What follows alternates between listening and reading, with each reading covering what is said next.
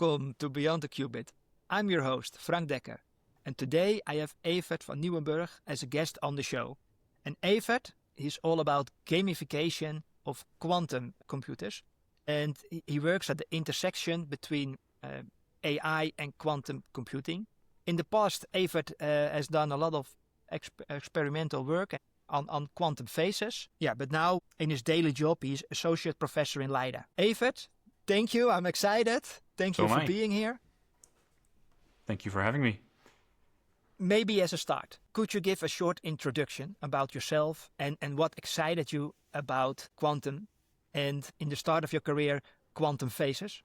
Yeah, this is a challenge for me to keep short because there's so much that comes to mind for me now. But I started out in theoretical physics, studied in Leiden, and then I moved to ETH in Switzerland, and then California, Caltech, and Denmark after that for 3 years. And somewhere during my PhD at the end, which was in physics, I saw this work or paper doing a very basic thing with machine learning and physics. And then I thought, I can do that. And so I implemented one of the first papers that did neural networks, which was for classifying phases of matter. We can talk more about that if you want later. With machine learning, an application of machine learning to physics. And that's the paper that we called it learning by confusion. That's the paper that I think kickstarted my career. It got me invited. And then from then on, it grew into machine learning for physics. And so more and more, I went into that direction and more machine learning for quantum systems. I think that's a very short summary of my career with the highlight. Yeah. What are the problems you mentioned before the interview? We had a call, an introduction call, and you mentioned that you were all about gamification of quantum. What do you mean with that, and what excites you?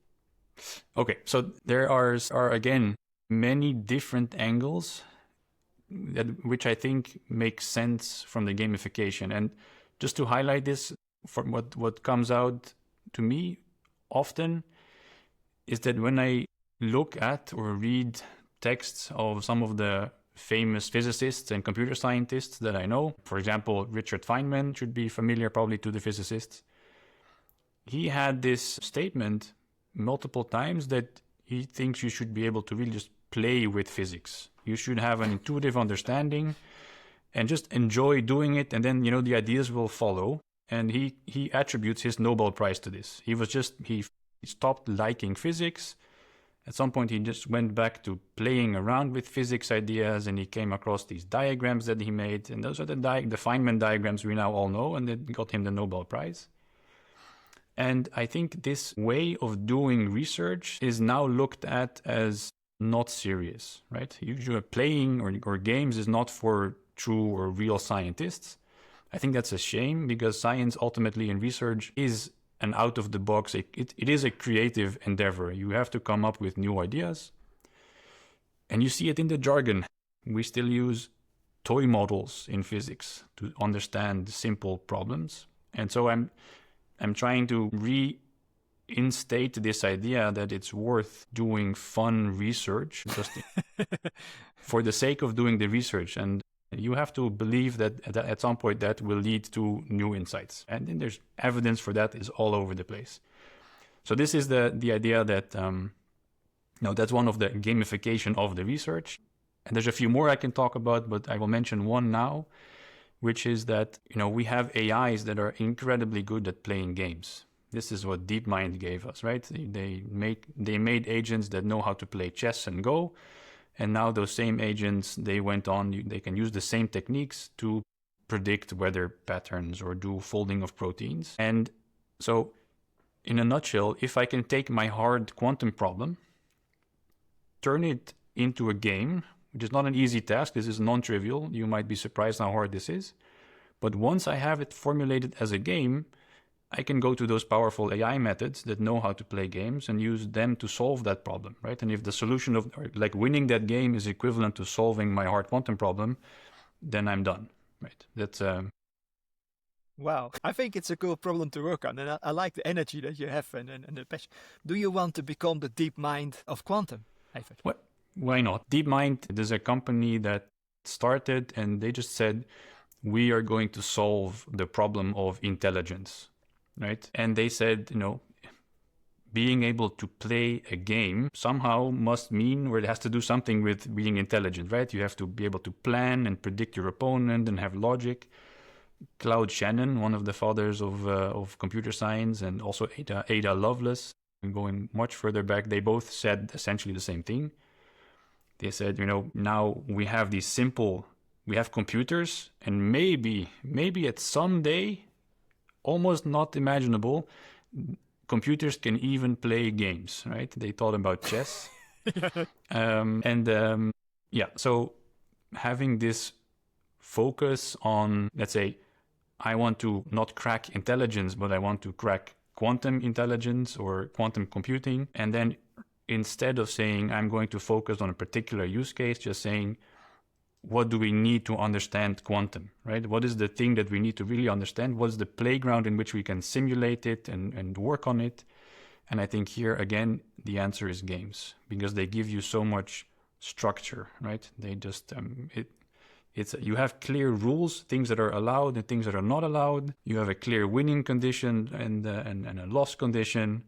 And so it puts so much more structure on your problem that I think it's worth doing the gamification of quantum problems. Okay, that makes sense. And yesterday I interviewed Jonathan Riddle from Coulter Computing.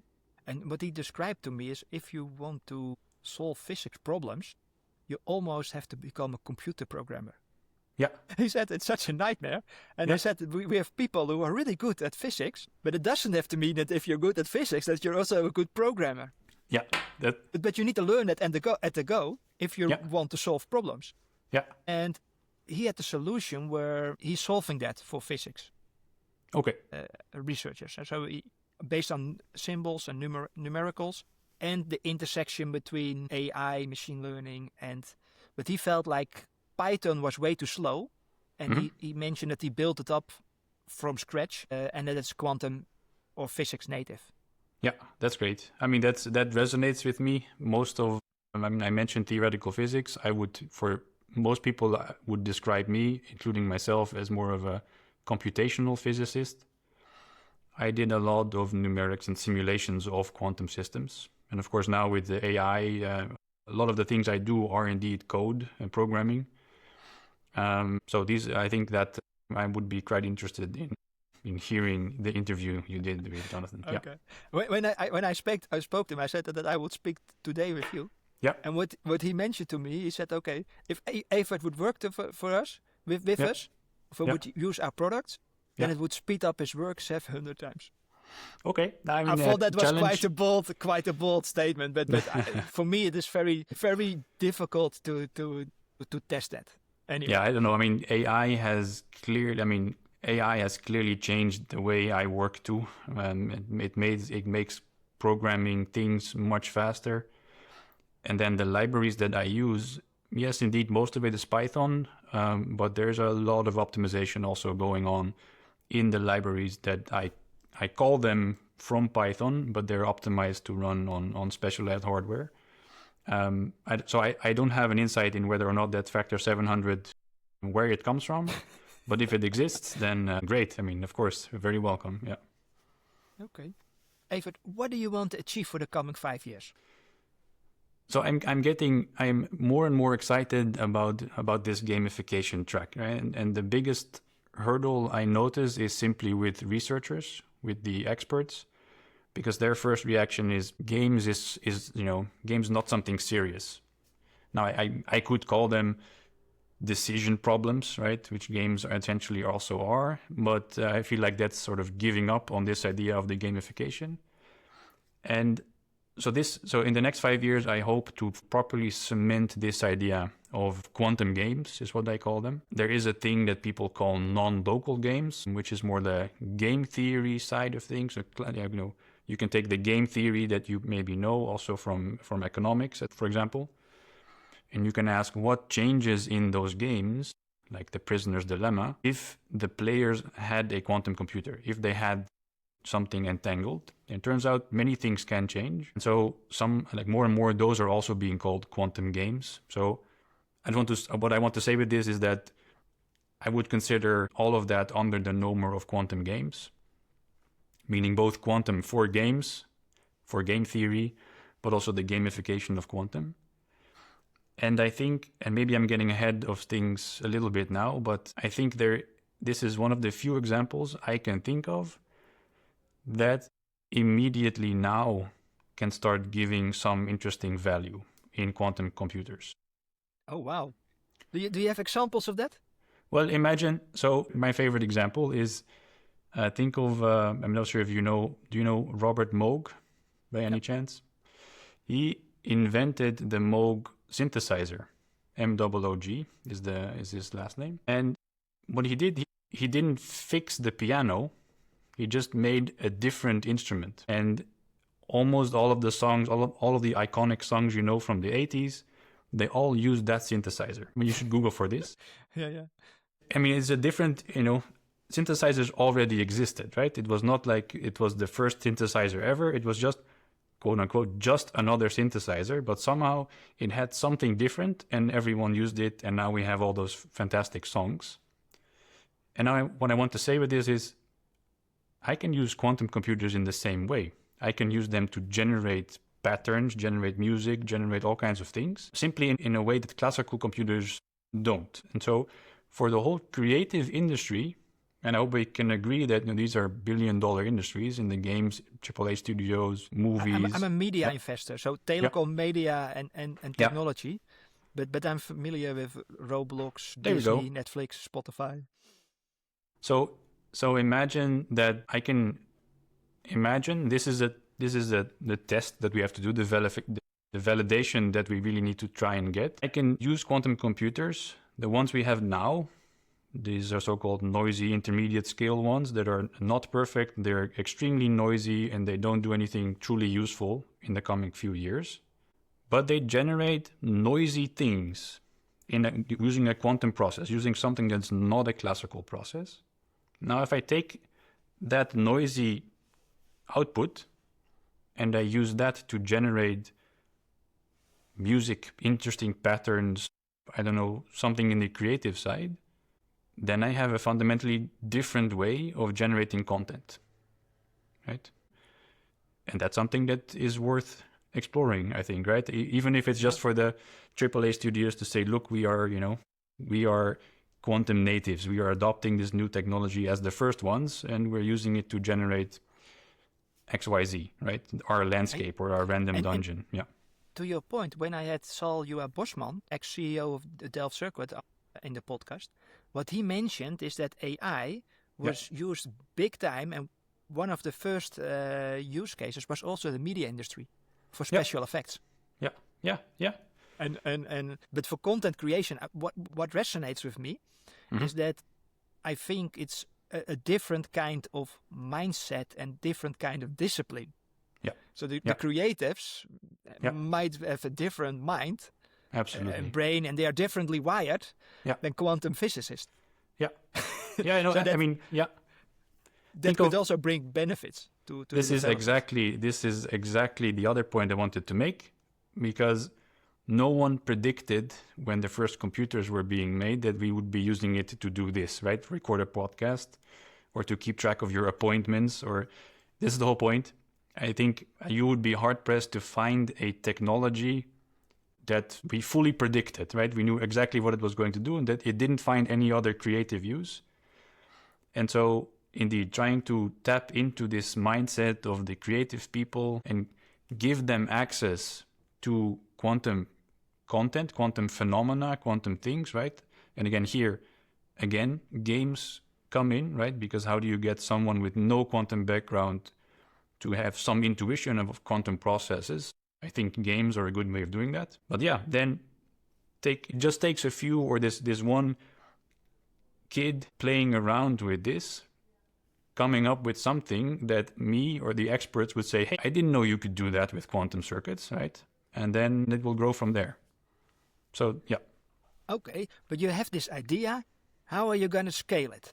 I think what will help, and please correct me here if I'm wrong, but I think what I can offer is also the academic expertise, right? I have a proven track record and status in quantum. I know I can validate the scientific accuracy of these things. And so starting with trying to get this, there's a few different directions we could explore here, but some of the low-hanging fruit, I think, would be, of course, offering that expertise to creative companies who want to get into quantum, right? There's more a little bit on a consulting or like demonstrating side, which would bring in at least some initial revenue. The other would be making that, let's say, I won't want to call it like a discovery engine. I make a web app or a place where people can play around with quantum, where they can play around with quantum circuits and develop things. And then record that, right? Make a database, get there and get this data and get out of that data using AI or just by observation, those interesting new circuits. I can give you an example of this in a moment if you want. And I'm not alone in this. There's a few people in the quantum games community, I would say by now. It's growing quite rapidly. We're getting the first workshops happening, etc. But I have a few people that I've been collaborating with for a long time with a lot of expertise in setting up companies and running companies, managing teams. And so I think what will happen realistically is that I team up with at least one of them I have in mind, and I dedicate 2 days a week to this. Probably much more in effect, because already now I work, evenings and weekends, but I would like to pivot that to more and more quantum games wherever possible. The quantum games and getting access to the creative industry, I think that's really fascinating. And there's the plans of how to make this happen. And the way I see this happen is I already collaborate with people in the quantum games community. I've been working with some of them for years, and they have all the expertise I think we need, from building a company to running teams, managing them. So I will gather that team. I will be on the advisory side of this. I have the vision, and I will have them execute all these plans and ideas. Wow, that sounds interesting. And for how long are you already thinking about this and doing the pre-work about quantum? Can you share some insight how long you're passionate about this topic already? So the games is really my passion. And then quantum is infinitely fascinating to me. And so I think being able to combine them is a dream come true. This is something if I would sign right now if I can make my money and living out of that. And I had the opportunity to make this first game, I think in 2018. This was during my postdoc. When I was asked, hey, we have someone working on a quantum version of chess. You know about quantum, you know about AI. Would you like to help develop the AI for quantum chess? Which turns out to be an extremely difficult problem, because an AI for chess is already hard, but with quantum effects, it blows up even more.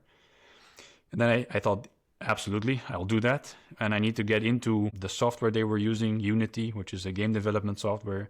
And I just thought, what is the simplest game I can think of that I can make quantum? For me, that was tic-tac-toe. And so I made a quantum version of tic-tac-toe. That's a game that exists now, tic-tac-toe with cues. You'll find it. We have national tournaments of this game now for the last 2 years. We have many players playing the game. But it grew from that. It grew from that first prototype of tic-tac-toe in 2018. And then it was more of a fun thing.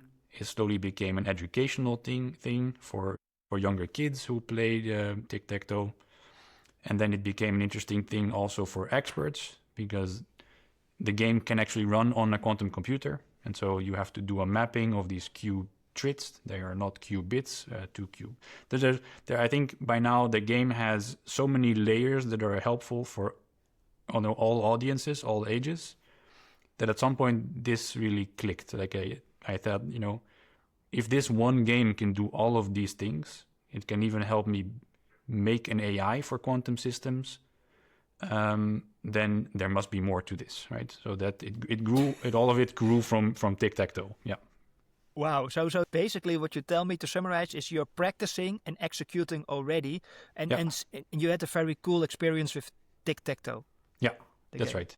And and by now we have a quantum version of checkers. I regularly have students who make their own quantum games or prototypes. And so, and we just also now submitted a very large national grant for a large consortium, which is also all about the gamification of quantum problems. And so now is the time, I think, it's all scaling up in the world of quantum games. Okay. And if the audience wants to play some quantum games, what should they go to? Well, I'm biased, but of course I would recommend tic-tac-toe. It's just tic-tac-toe.com with tick and tac with Q's. And if you go there, you can it's a browser game. It's free. You can play it on your mobile phone. It has a very short tutorial at the moment, but there you can play a quick match against an AI or against your friends. You can send them a code or just on the phone. But yeah, you can play this game as regular tic-tac-toe. And do you happen to know what the outcome is of tic-tac-toe if both players make no mistakes? Right. This is a game we all played as kids, right? But if both players make no mistakes, it's always a draw. You cannot win. This is, you can easily compute that to just brute force search it. But now I give you a new ability based on quantum, because it turns out quantum particles can be in multiple places at once. We call that superposition. I'm sure you already know those terms. And so now you can take your cross or your circle and you can place it in two squares at once. So put it in superposition. Or for kids, I call it the two at the same time rule. And you play the game, like that. And when the board is full, they have to make a choice. They collapse. You measure them. And so it turns out that your cross is either here or there. And you cannot choose which one. It's a 50-50 move. But now I tell you, this is a challenge for the listeners and for also that I give to the people who play this. With this new ability, I gave you quantum, something on top of the classical version. There is a strategy for the first player to always win. Independent of still you cannot choose if it, measures here or there, but you can play it such that it doesn't matter. Independent of where it ends up, you win as the beginning player. And I think this is a nice metaphor or a nice example that shows you that with quantum versions of your particles, of your crosses, or in quantum computers with quantum versions of your bits, the qubits, you can do something that classically you could do. Classically you could not win. In tic-tac-toe, you can win, right? So this is the example of quantum computers giving you something more or different, at least, than the classical world. But okay. Sorry, this was a long answer to the question, where can they play? They can play on tic-tac-toe.com. Evert, can we dive a little bit more into your gamification of quantum initiative? Yeah. What problems do you solve with that? The most recent one, and the one that we're working on more and more now, is quantum error correction or quantum error decoding. Quantum, that's one of the next frontiers for quantum computers, is to have them error corrected. We call them those fault tolerant quantum computers. And because you cannot measure and look at your quantum computer and the qubits, because measuring them will project them and then you lose all the quantum information, you have to find sort of indirect ways of inferring whether errors happened. And we do that with so-called quantum codes. And you should imagine something like, maybe I can give you a bit of an intuition for this. So those codes, they cannot tell you whether an error actually happened, but they look at, let's say, a group of 4 qubits, and then they tell you if there was an even or an odd number of errors on these qubits. So they tell you something about either it was 1 or 3 errors, or 0 or 2 errors, right? Or even 4. Yeah. And so you get all that information of all these qubits, and for each group of 4, you get to know even or odd. And from that information, you have to infer what the most likely set of errors was. You can never do this perfectly by construction. You can only make an estimate of what is the most probable or most likely set of errors. And so now it's a game, because now I give you should imagine just a picture like a chessboard. And on that chessboard, on each square, you see a green dot or a red dot. And green is even amount of errors on the corners of that square, and red is the opposite. And so I typically don't show the green one, so I just give you a chessboard with a few red dots, right? And your task is you can move the red dots from one square to the next, and you have to merge them. I can tell you all about how, like, why this corresponds to doing error correction, but ultimately the game is that chessboard, red dots, and you have to find a path in which you merge them. This is a game. I mean, not a super fun game, if you will, if you play it as a human, but perfectly suited for an AI, right? It's like chess, but now you move red dots. And so merging those red dots is equivalent to removing the errors in your quantum computer, in your quantum code. And so if you find the right strategy for merging them, you also have a good strategy for doing quantum error decoding. Oh, wow. And this is applicable to because there are two kind of categories in error coding. You have, if I simplify it, you have the fixed line connectivity, which are wired, or the wireless. And so fixed lines, let's say spin qubits or superconducting, and the wireless, like ion trapped and neutral atoms. Yeah. Does it work for both, or is it totally different? No, it works for both. These codes, like the concept of quantum code is agnostic to the underlying hardware. So the difficulty is, of course, some codes, I realize it's hard to imagine maybe, but there are some different types of codes that don't have, the chessboard pattern of connectivity, but they need qubit number 1 to also talk to a qubit far away. And these are, those things are easier to do, for example, in the ion traps, because it's much easier to, move them around or to have them talk in long distances. And for some of the lithography ones, like the spin qubits, that's more difficult because they're in fixed locations. And so you have to do other tricks to make them talk to qubits far away. So they all have their advantages and disadvantages, of course. But the trend is going towards these so-called quantum low density parity check codes, QLDPC codes, and they typically require longer range interactions, right? So that you have, at least in the hardware side, some advantage if you can do that easily. But of course, that doesn't mean that you cannot do it with spin qubits. It just means you have to be a bit more clever on how you design the chip and how you do the long, but it's all doable. Yes.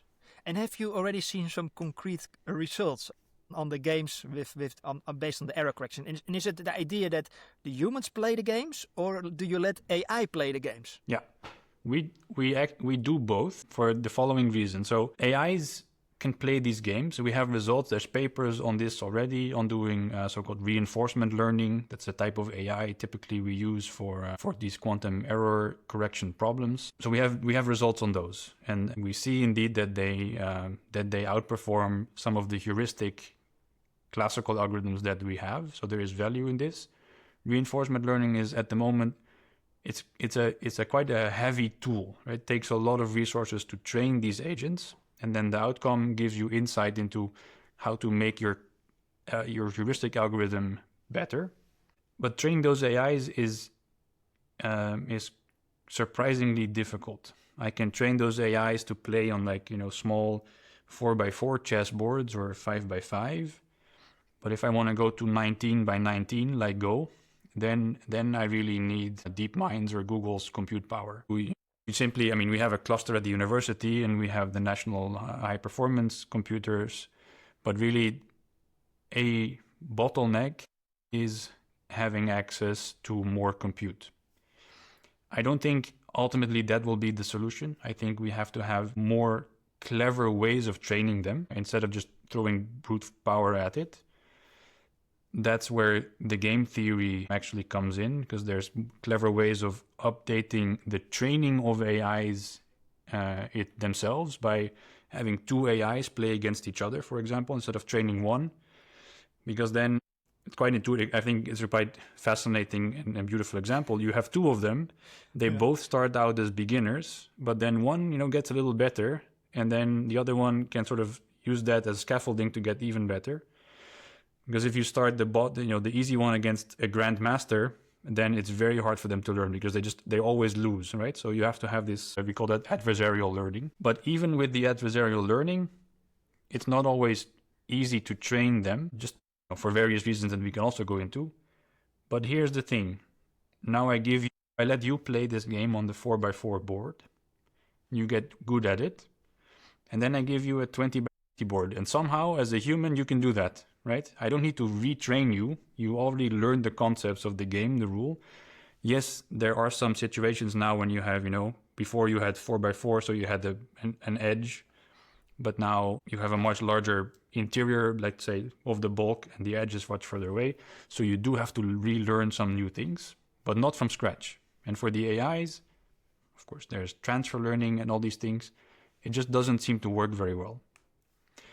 So if I have humans play these games and you articulate to me the strategy that you learned, I give you an example and you tell me, I would do this because, right?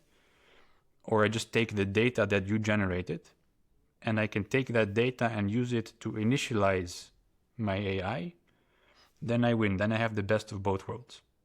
Because you as a human, you're very good at sort of doing this creative solution and scaling it.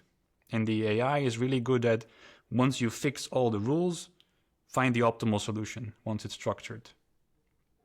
And so what we're doing now, we have it's not out yet. We're doing that. We're co-developing that with the Waag Future Lab in the Netherlands.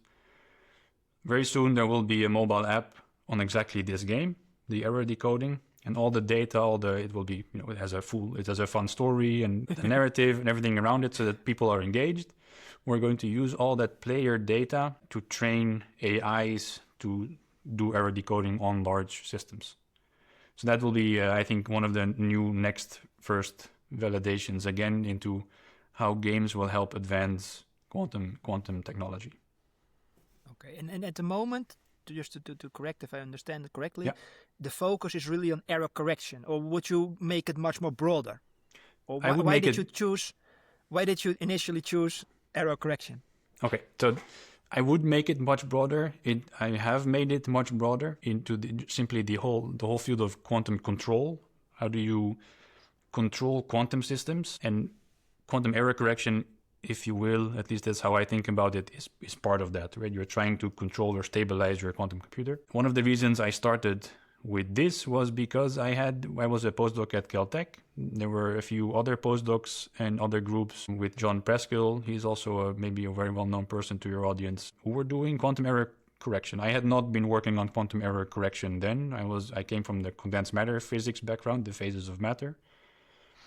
But I had the AI or machine learning for physics inside. And so again, that was a natural, combination of two fields, two expertises. And they explained to me how what I just did to you, like the grid and the game. And once we sort of found this game formulation, then it was, that's where I could step in and immediately say, okay, now I have the tools and knowledge to start playing this game. So the reason for quantum error correction is it just so happened that this was the right combination of people. And there's more like those that we're trying to find now and explore. Yeah. And what happens because I think there could be really interesting insights to that. Yeah. But is there do you sell that to a company like Revelane or to a company like QC Design, who does simulation of error correction? We don't, not yet. Got into this from the academic side, right? But what you're describing now, I think, is the right product. Is this getting data, finding I mentioned, I think, this design, this discovery engine framework, right? This concept of taking a quantum problem, gamifying it, and getting the human input, and also having it formulated in a way that AIs can do something useful. I think that's a clear thing that we should start developing, especially on the quantum circuit side, even. But that may be for later in our discussion. Can you give us an example from lessons from the past that shaped you as a personality and as a character? Yeah. So I think the calm and confidence is important, but what comes to mind immediately is it goes all the way back to primary school when we had these math tests, and I always did great. They were timed. You had to make as many as possible, and I finished all of them, and then some of the other kids in the class made it about halfway. And so things like these came very natural to me. Also in university, I never retook a test. I always had top grades, and that gave me quite an imposter syndrome, especially when then transitioning to research questions, right? Because for tests, you can study and you know the type of questions they answer. You can game that system, if you will. Research is very different because by definition, you don't know the answer. You have to find the answer. And it reflected in grants that I wrote. Like I was uncertain of how to phrase things and what it was actually that I wanted to get out of the grant. And so I struggled quite a bit with that. And at some point I realized, everyone has this. This is the imposter syndrome. And I became more confident. I realized that, there is value in the questions I want to ask. And it's not about the questions. It's about how I bring the questions. I got this confidence. I started getting more grants. And now recently I got this very big national, the NVOVD grant I mentioned. I'm very proud of getting that. And I'm proud of not having sacrificed my ideas. It's still the same ideas. And people now agree and validate these ideas. And so, the lesson I learned from that is to, gain that confidence, to believe in the things that I think are worth doing. And now we just got this large national grant that we are also submitting in a consortium. It's 7.5 million almost for these quantum games things. A research side, we have a Lawrence Center workshop approved on quantum games. And so I mentioned these things, but this is the confidence I just mentioned. That's something I had to learn and believe in my own ideas, period. Clear. Okay, thank you. Do you have other examples? Well, so from this, I want to, maybe what I wanted to add still is, I see the momentum building up, and I think that's, the goal, making a DeepMind company out of this, right? Validating this and growing it into a much larger thing around the gamification. So that's where I see this boost now going. I'm going to build the next DeepMind, quantum DeepMind. Quite cool. That's really cool. And that would be amazing. And also, if you think about digital sovereignty, right? Yeah, it's a big topic. Yeah. How do you think that European DeepMind, how could it fit in the bigger digital sovereignty picture? The Netherlands is not taking it into, zooming in a little bit before I zoom out. The Netherlands is really well positioned, excellently positioned in the global landscape when it comes to quantum technology. Of course, investments in startups in hardware, they happen, but if you look at other large companies or large countries, like for example the US and China, of course, hardware is a difficult thing to compete in. I think you have to be really innovative and not just about the scaling. And we have examples from that in the Netherlands, many in Delft particularly. We have an excellent chance, the way I see it, in Europe and in the Netherlands, to go on the quantum software side of things. We need more algorithms. We need to know what to do with those quantum computers once we have them. And so that sovereignty on the software side, especially also the combination of quantum and AI and the quantum as a service, all these things, I think that's where we should not drop the ball and do. And this is, you can do that. Of course, more investments, the better, but you don't have the high hardware costs that you have for hardware if you want to do the software side of things. And this is again something that I think the angle in which the games and my ideas will help. It's the search for those new algorithms you can also do with the games. But why the Netherlands? Why would the Netherlands be well positioned for quantum software? We have Quantum Delta NL at one of the Growth Fund initiatives, and they have been doing a fantastic job at building this ecosystem in the Netherlands, and we are well regarded. So I know, for example, in Denmark, where I was before, that's why I have these insights also, they set up a Quantum for Life Science Center, or life sciences, right? Now here in Leiden, we're actually on the largest bioscience park of the Netherlands, right? So why don't we have quantum life sciences here? And so I remember very distinctly that the people in Denmark at some point said, this works because the Netherlands, they just have not realized yet that they should be doing this, right? Otherwise we would not have a chance. And so there's so many things that we can be doing, that we are already doing. The infrastructure here is right. The mentality is right. We have the ecosystem. And so I don't think the question is, why the Netherlands? It's just the question is when. Okay, thank you. That's clear. What does a gaming environment give you that the standard numerical simulation does not give you?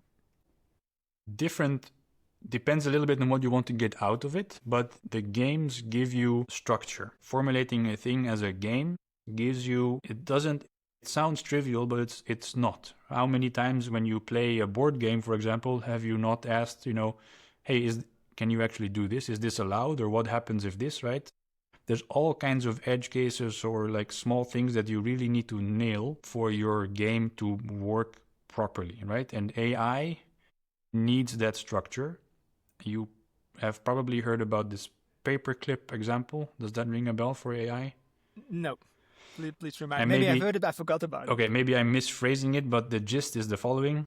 You make an AI and you tell it to produce as many paper clips as possible, right? The game is just you get more points if you make more paper clips.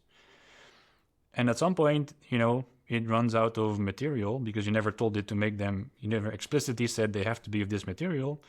And it starts, taking apart all the cars. And at some point, it starts making paper clips out of humans, right? So if there is a way for an AI to exploit the rules to optimize its score, it will. We have common sense as humans. AIs don't. Not yet. AI and consciousness is a completely different topic. But it shows that you really need to think about the game structure. This is I'm not inventing these things. Right? In the AI field and reinforcement learning, we call that reward shaping.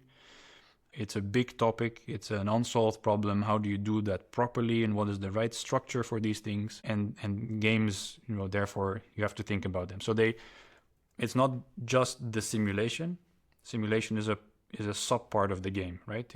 You have to have the right simulation of the actual physics, but you need a much clearer set of rules around it of what you want to achieve with that simulation. And that's what the games angle gives you.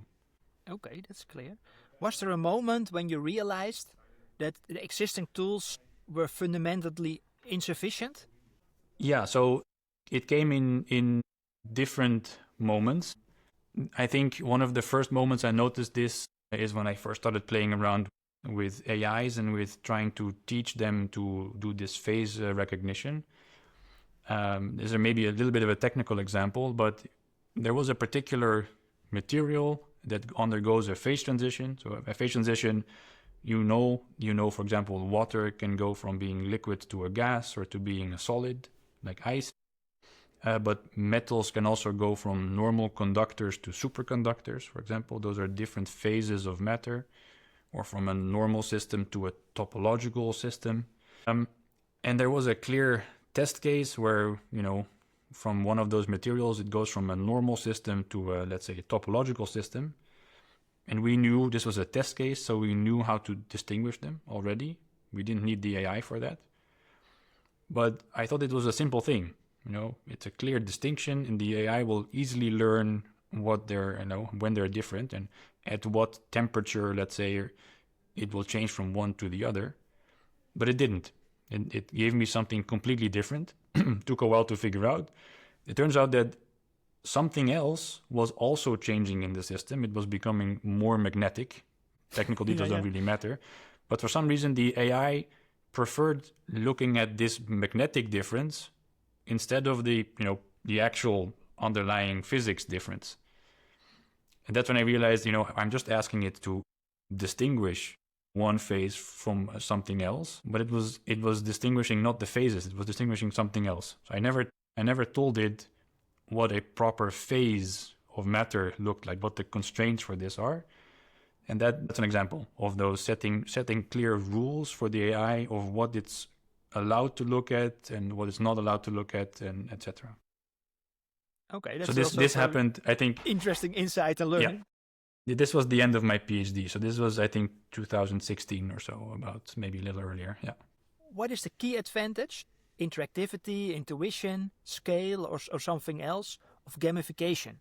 Key advantage of the gamification route is intuition, right? Both for the researchers who can then do better design of their research. I give you an example in a moment.